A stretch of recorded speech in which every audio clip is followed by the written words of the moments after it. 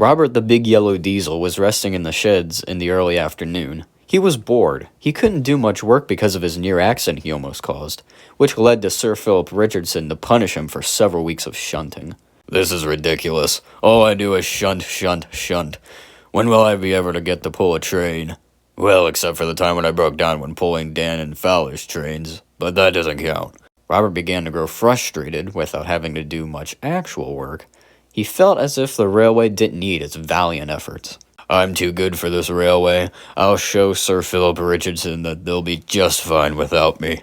And that's what Robert did. He just sat in the shed and didn't move an inch until later that night when all the engines were resting soundly.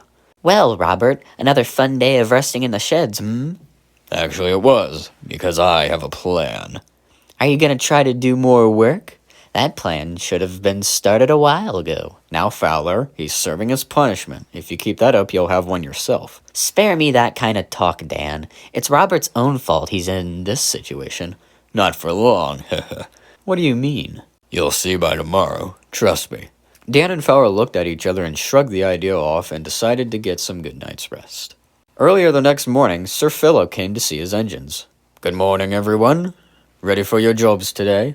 Dan and Fowler agreed happily as Robert remained silent. Dan, today I want you to pull the express, and Fowler, I want you to pull that goods train that's due by noon. Yes, sir. Will do, sir. And the two chuffed away, leaving Robert and Philip alone. All right, Robert.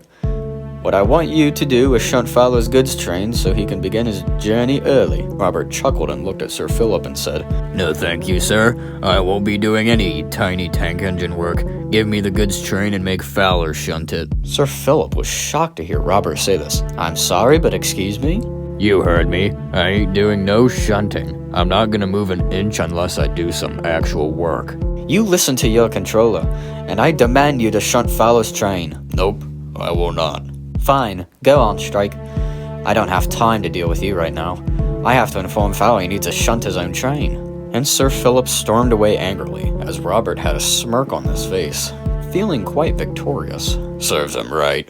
Now to relax for the rest of the day. Meanwhile, Fowler was rushing in and out of the sidings, situating the train as quickly as he could. Where is Robert? He was supposed to be here 10 minutes ago. But Robert was obviously nowhere to be seen.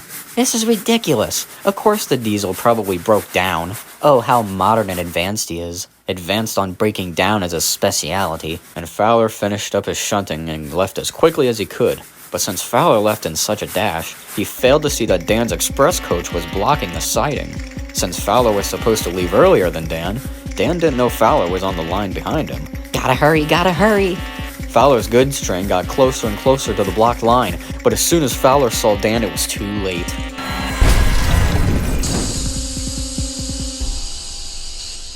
Luckily, there were no passengers on the express coach, and no one was hurt. Oh, go figure this happens. Oh dear, Fowler, I didn't see you left yet. What happened? Robert never showed up to shunt my trucks, so I was running severely late. Oh, so that was his plan. Stay in the sheds and do nothing. I should have known his plan would have been horrible. Just then the controller walked up to them. Plan, I'll speak with him tonight about this. Later that evening, Sir Philip spoke severely to Robert. And not only did you not shunt the trucks, you caused a severe accident. If you would have shunted the trucks on time, this wouldn't have happened. Robert remained silent. As for your punishment, you shall sit in the sheds for a week. So now you won't be useful at all. And the controller walked away, leaving the three engines alone with each other. I guess we'll have to wake up early to shunt our own trains now. I suppose so. I guess a little more work wouldn't hurt. The two engines fell asleep, as Robert was left contemplating whether what he did was actually worth it.